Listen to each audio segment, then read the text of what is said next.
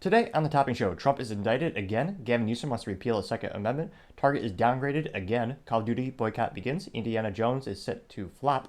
Cracker Barrel joins Pride Month. Bud Light sales are down 60%. Carvana stock spikes 50% increase. Netflix password cracking seems to actually have a positive result. GM and Tesla to share chargers. And Toyota reveals a hydrogen capsule car for the Le Mans race. All that and much more on the Topping Show.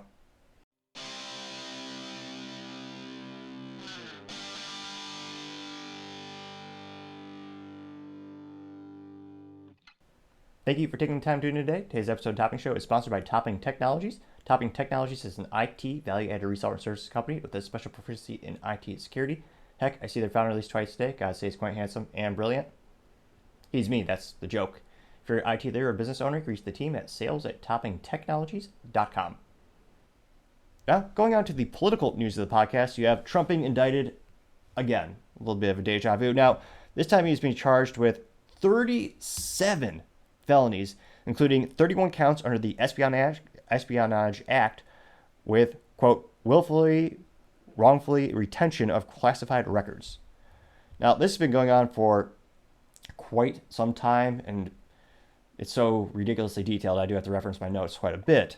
Now, this started back in 2021 when Trump had a bunch of documents at Mar-a-Lago, and May 6, 2021, the National Archives asked for the documents to be returned, and they estimated it to be about 24 boxes of records. This was to return in accordance to the Presidential Records Act. Now, the National Archives warned Trump that they could escalate the issue to prosecute if he refuses to hand over the documents. Fast forward to January 2022, 15 of the boxes were returned from Trump, and the classified documents were discovered in the documents they returned, so law enforcement was notified. May 2022, the federal grand jury issued a subpoena seeking additional classified documents. The DOJ raided his house later at the Mar-a-Lago estate. The Trump legal team signed a statement saying that they had all the classified material that was returned at that time. Over in August, the FBI executed a search warrant on the property, found even more classified documents. Many documents. And one of the most ironic things about ADHD a little bit here, but one of the most ironic things about computers is that when the computer was invented, everyone thought, this is great, we'll never have to use paper again. And ironically enough, someone subsequently invented the printer, and more paper has been used down there before. Granted, it's all renewable resources, so there's really not much of an impact. In fact, it's probably good to plant a bunch of trees. Nevertheless, it seems to be unique prosecution, but I also wonder, why was Hillary Clinton not prosecuted for this? Why was Joe Biden not prosecuted for this? Why is Mike Pence not prosecuted for this? But it seems like Trump, they're going all out. I mean, you had Joe Biden literally had boxes upon boxes of classified documents in a garage with his old Corvette. And he was a VP at the time. And VPs, according to the research I've done, they don't have the authority to declassify documents, which it sounds like the president could just wave a magical wand. Granted, I'm sure there's a little BS bureaucratic little process, but they can basically make them so that they are declassified and it's okay for them to keep them.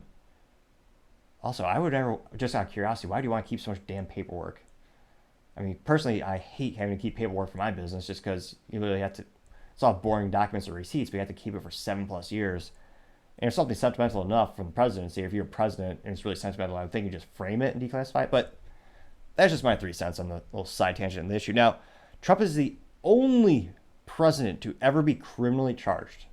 The only one. Does that sound fair at all?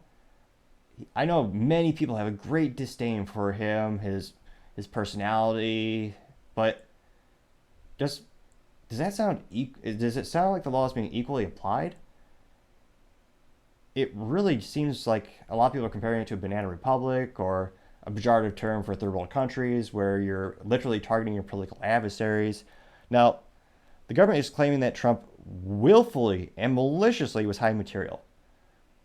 Now, again, I'm no legal scholar. I do own 1 or 2 ties, as well as a suit, but I have morals, so I'm not. But it's one of those things where, how will you prove he maliciously did something when, again, guess just knowing, I've never met Trump, but just anecdotally seeing his interviews, seeing his tweets, I would think it would be one of those things where he was just thought, hey, these are my documents. I'm the president. I'm going to keep them. And they'll be a souvenir. They're mine. It's got my name on it. Granted, that was probably the worst, second worst impression you'll hear all year. I will not make you suffer again with that today.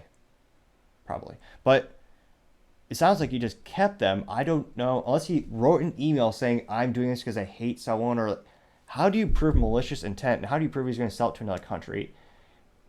Now,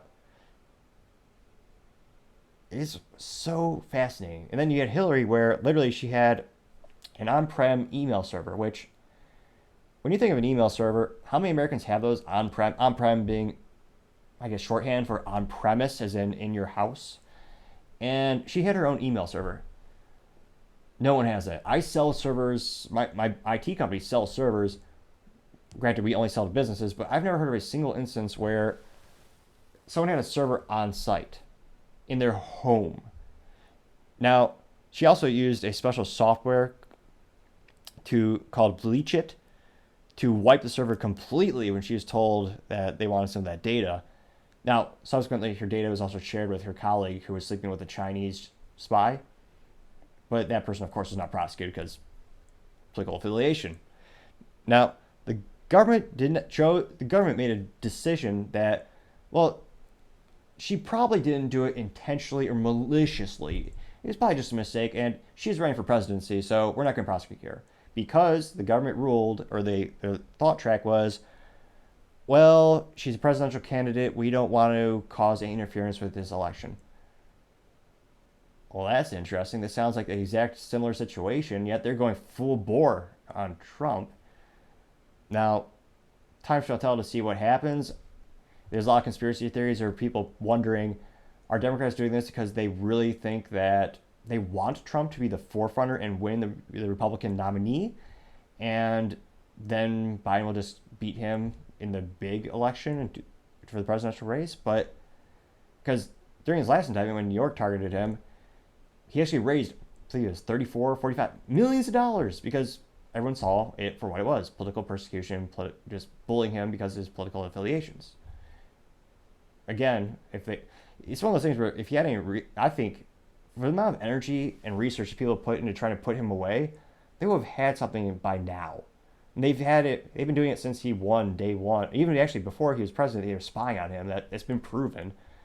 And yet still no solid evidence to actually put him away or prosecute him. So personally, I think it's just going to galvanize his base. He's going to get some more votes, going to raise some more funds for it. And I don't think it's going to stick, but that's just my 3 cents. Now, thank you everyone for taking the time to tune in today. Cannot thank you enough for liking, subscribing, commenting. All the feedback is greatly appreciated. Also, don't forget to tell your family, tell your friends, tell your coworkers, heck, tell your enemies, tell anyone and everyone. Just stay safe and fight the good fight.